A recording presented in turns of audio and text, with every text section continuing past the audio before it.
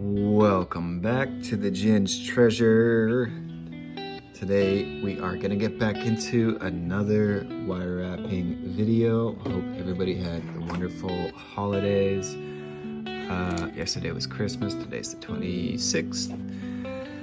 I hope everybody had a wonderful Christmas. I know I did.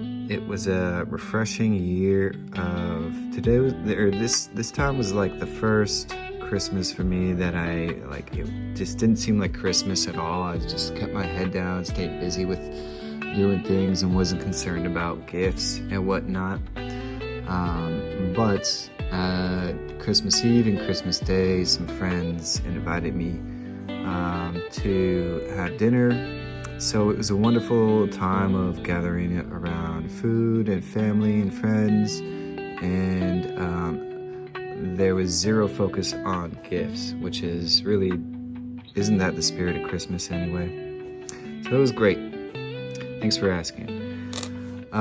Today we're gonna do a wire wrap with this beautiful Charoite. Charoite is, sometimes people confuse it for amethyst, because amethyst, as you know, is also the purple stone. But to the untrained eye, they might think it's amethyst. Any rock hound or gemologist or crystal nut like me would be like, ha, this is Charoite. Don't even kid yourself. Anyways, today we're gonna do this Charoite. It's a pretty nice flat chip, and I'm thinking that that purple is gonna complement some gold wire quite well. Right now I'm gonna use these gold-plated copper spools, Anesis jewelry wire. I find that the wire is an excellent wire to use. I did get it off Amazon. That's like the one thing that I'm like, But if anybody knows of another supply for wire wrapping jewelry wire, then drop it in the comments. Let me know. I'd be happy to support any other business outside of Amazon. So what we do is, I think that was like that was like a twice around the spool is how I came up with this length. And what I'm gonna do is take this length, kiss the tips together. Will that be enough actually? Let me see. So if I kiss the tips together and I have these two wires, yeah, it looks like they'll do the trick. They'll cover the circumference of that. So we're gonna snip that. So now we have two evenly length wires. And this, by the way, is my 20 gauge wire. If you've seen my videos before, then you already know that I use 24 gauge wire and 20 gauge wire. The 20 gauge wire is the base, and the 24 gauge wire, which I'm pulling up right now, I call it the drawing the arrow. So if you could imagine on my end, actually, why don't I just did this once before, I'll do it again.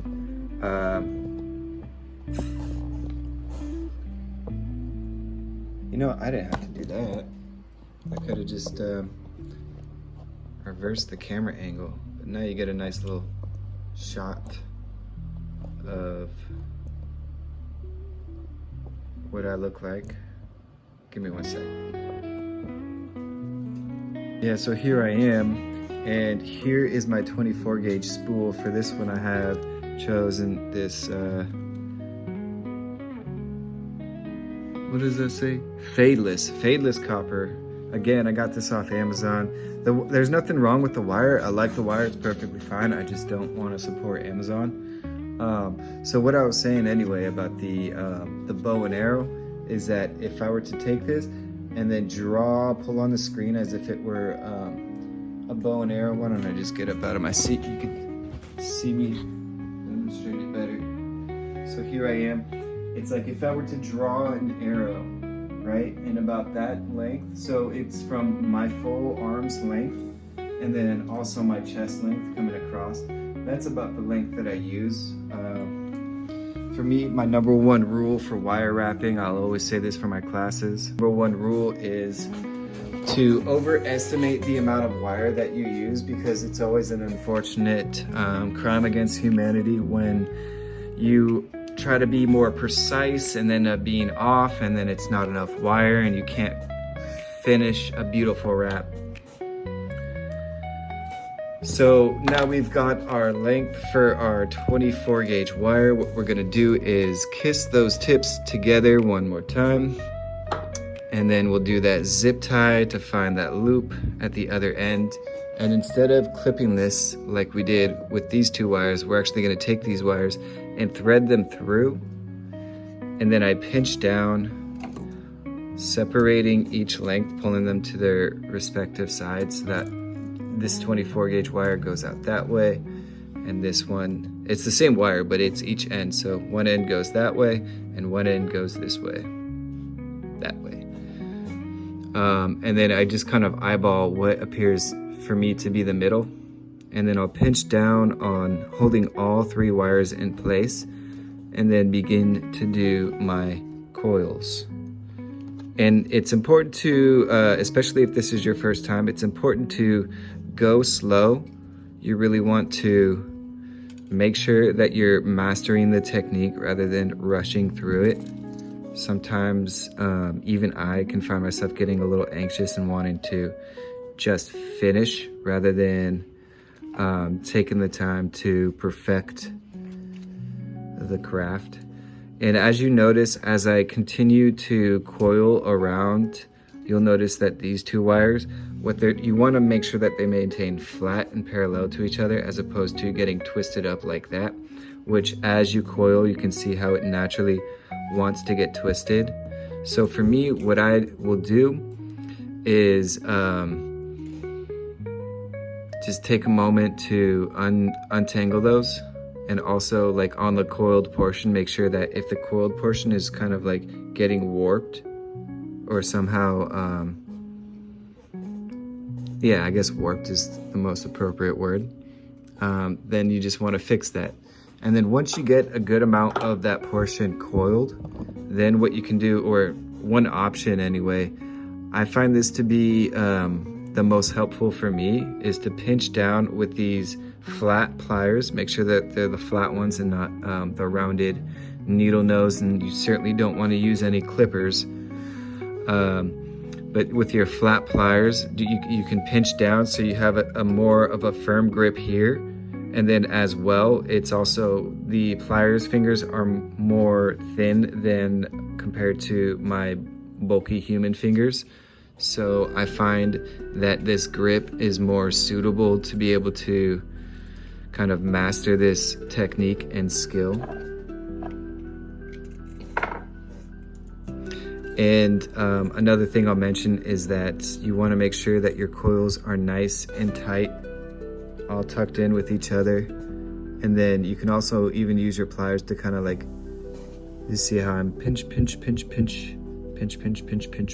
flatten it. And yeah, make sure that your coils are tight. So one thing that can happen if you go too fast, which you can see I'm doing this intentionally now, how there's gaps in there. So that's what you want to avoid. You want to make sure that they're all nice and tight with each other and that there's no gaps.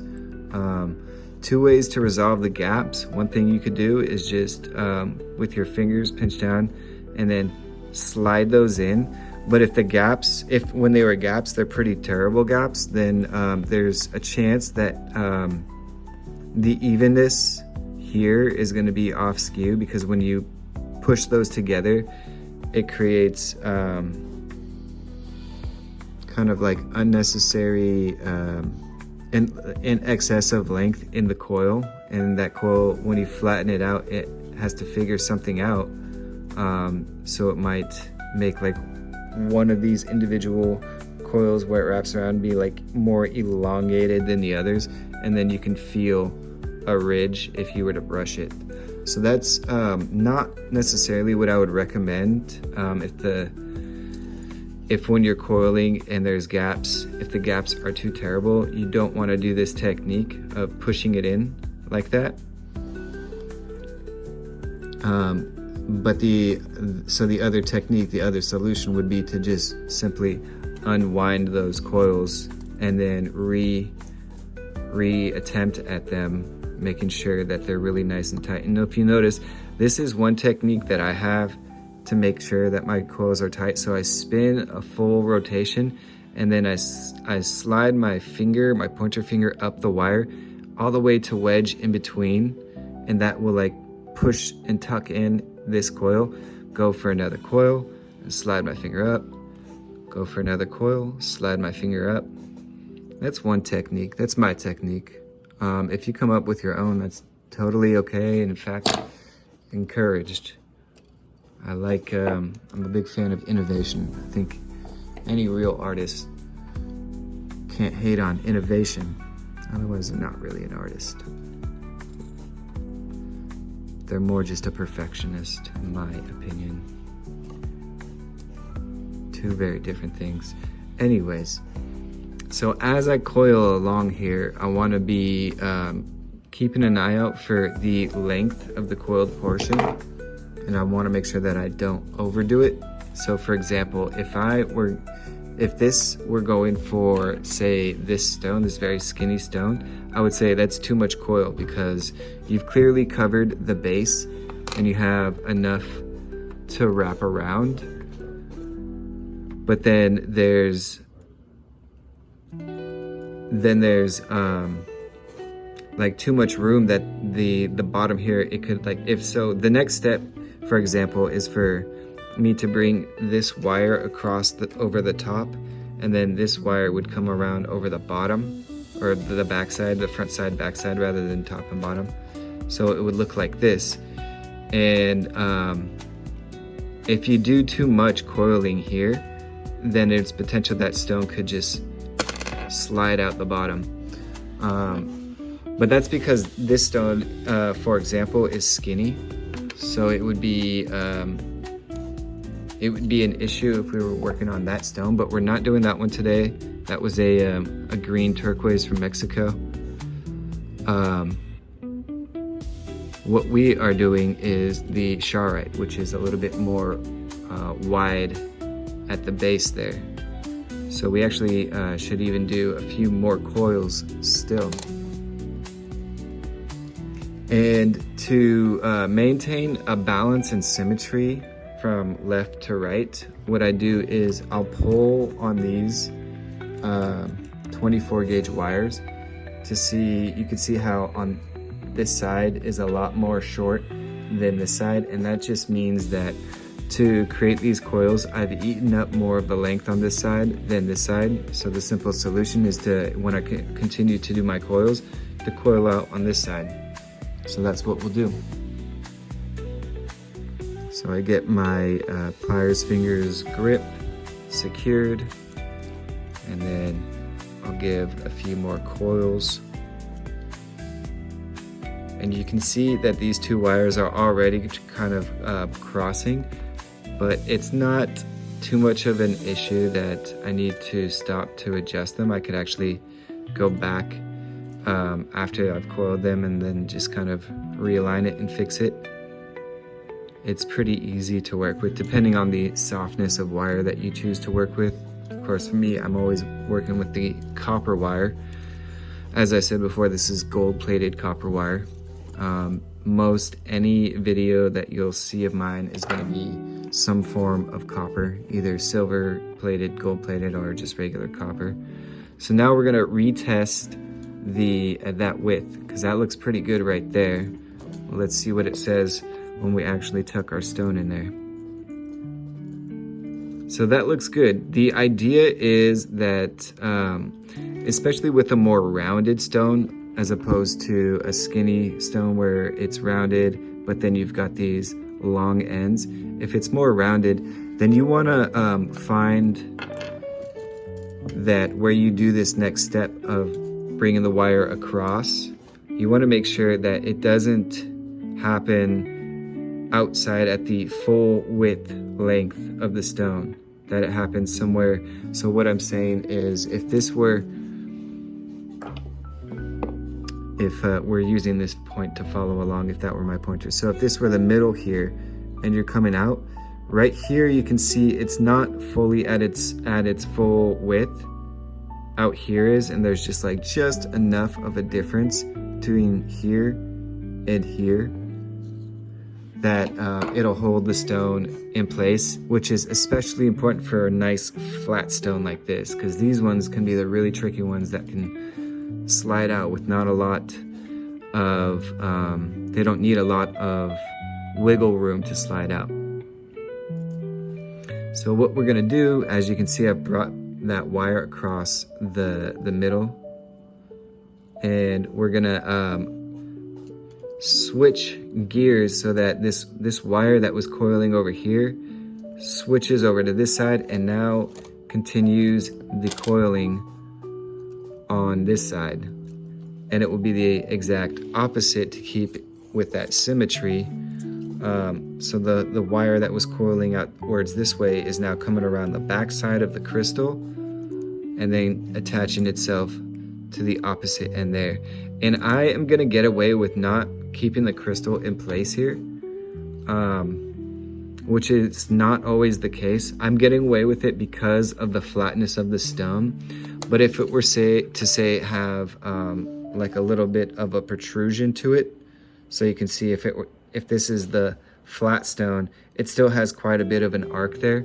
It would be important to, when you're bringing the wire around over the front of it, to compensate for that lack of flatness, if you were to be doing a stone like that. So from here, you can see we've got our front wire and back wire going across on each side.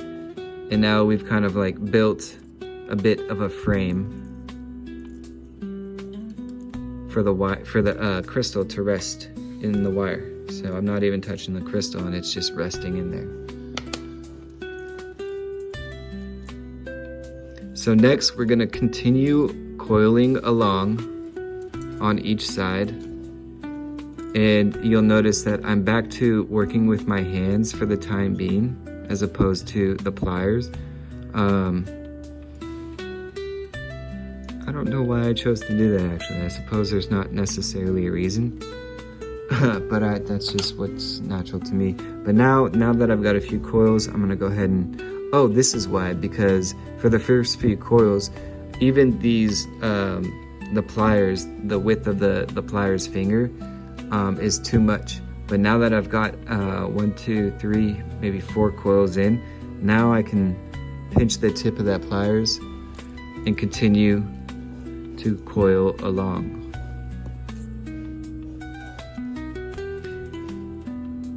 Making sure that these, where these cross over, stays on that side and they stay kind of flat and parallel, as I've said before.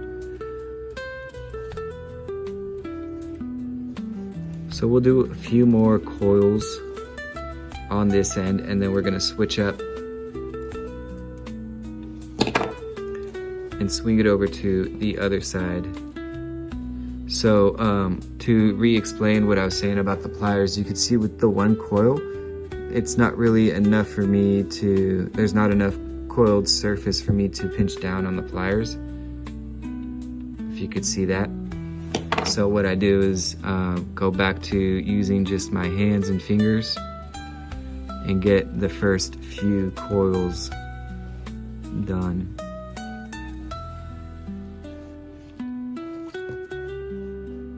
Now that I've got a few secured, then I can wedge my pliers fingers in there and even kind of press down and flatten those coils to give it a little bit more of a security, and then continue to coil along, still using that technique with my finger sliding up and down the wire, and then making adjustments as needed, and continue onwards.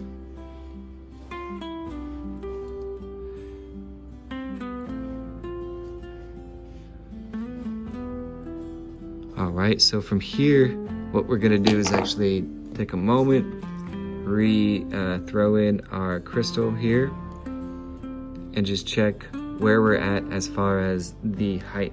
So we want to go, just as this one is like the first 1/3 portion of the crystal, we're going to stop at the top 1/3, so somewhere about here. So we're going to do a few more coils on each end to meet up to that top 1/3 that I was talking about. And we also, if this is your first time doing this style of wire wrapping, then hopefully by now you're starting to get a little familiar with this whole coiling technique. I mean, it's all about the coils, really. However you find your technique to be, as long as you get nice and tight coils and you go at a pace that's comfortable for you, then congratulations, you're an A+ student.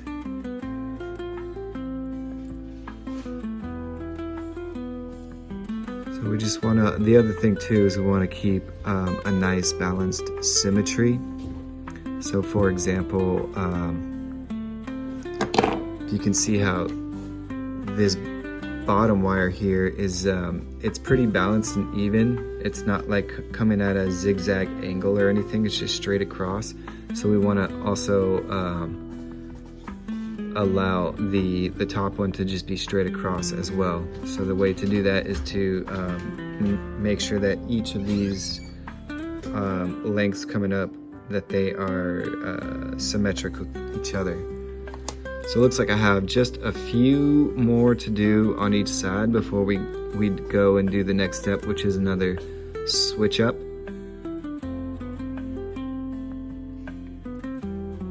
So I've got them secured on that side, I've got the coils secured, and now I'm just gonna balance it out with the other side, having the appropriate length of coils to match it.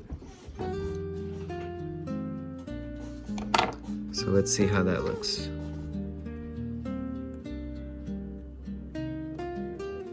Yeah, that looks pretty good. So we're ready to come across on both the back side and the front side, grabbing the back side first.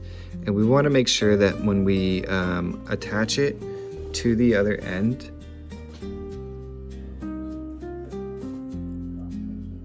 that our framework is really tucked in and hugging the stone. So you do see how there's a little curve there. That curve matches the curve of the stone, and you want to have it as well on this side before you commit to anchoring at that position.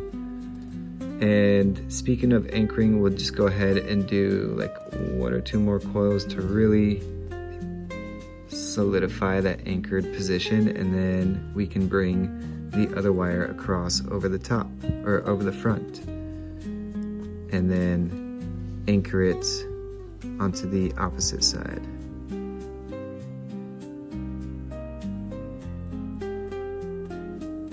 Now that we've got those coils anchored and secured, we're really just, the rest of the journey here is coiling until they meet each other at the top, and then we're gonna do a final like step 3 or step 4, depending on how you look at it, of the process, which is creating the necklace loop at the top. And once that's complete, your entire pendant should be complete and ready to be worn. So we'll just continue coiling until I'm eyeballing this length to see about where it will fall to end right here at the top, and then I'll do so as well on the other side.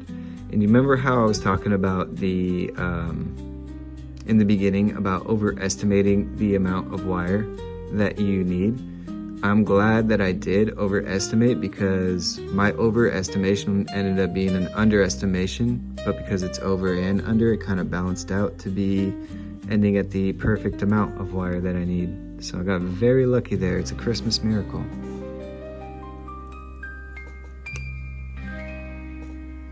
As I said before, how these wires will tend to twist around each other, I saw that that's what was happening. So the best way to fix that is to pinch down on the uncoiled portion and then realign it from that way.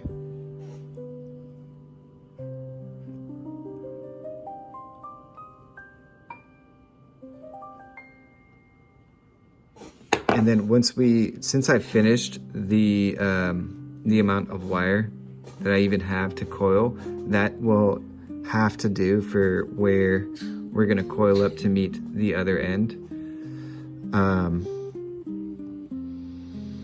But fortunately, that looks pretty close to the top if you ask me. So now we're just gonna coil out the other side, and keep our fingers crossed that it'll be enough wire to finish.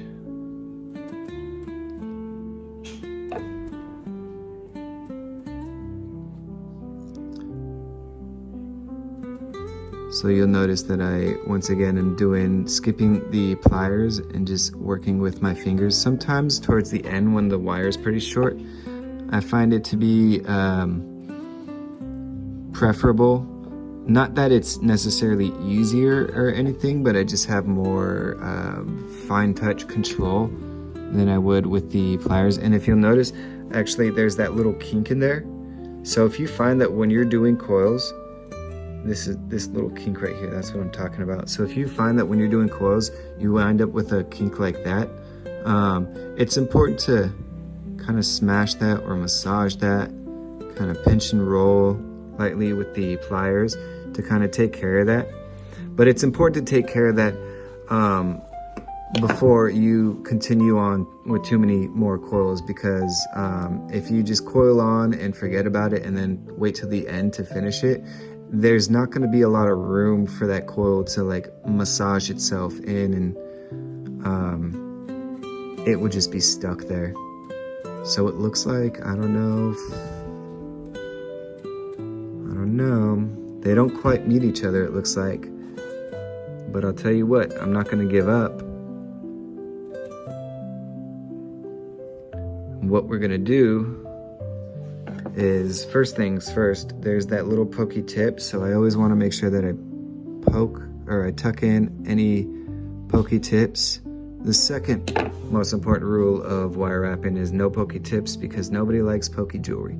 So from here, I think what we're going to do is use these guys to kind of grapple on there, and then this remaining portion of the 20 gauge wire, we're going to actually take our rounded needle nose pliers and pinch down towards the tips, but not quite at the tips, and curl a little roller coaster loop to loop, just like so. And then find a way to get those attached in there. Oh, this is going to be a rough finish, actually. I broke my #1 rule as I announced it too in this video. How funny. But so if you followed my verbal instructions and didn't do what I do, and now you have an excess of this 24 gauge wire, and you've got these two ends that are kind of hanging out with all the excess wire, what you can do is what I call the scarf. So I think of this loop as kind of like a head, like a stick figure head, and then the wire work as like the arms. So between the arms and the head is the neck. And so we take the excess wire and coil around a scarf around the neck. And that will kind of cover up any of these tip end wires that are kind of exposed. They'll get like wrapped and tucked under, and then you won't have them poking out. But for now, we are finished with this wrap. Just barely we got there. Also too, I'll show you one more trick. If you notice that you've finished your wrap and these wires that are coming across the top, there's like, they're loosely fitting or something. So you can see how I could kind of bring that wire up because it's not like pressed flatly. It's especially a challenge with the more flatter stones. So let me show you one trick that I like to do to solve that, is just pinch down with your pliers and give a little twist, creating this zigzag style finish. And what it does is it hugs it, or it tightens, it pulls, creates tension on each end, kind of tightening the wrap. So we'll just to make it match and have a style finish, we'll do one more zigzag at the bottom there. And now we have completed our Charoite pendant wrap.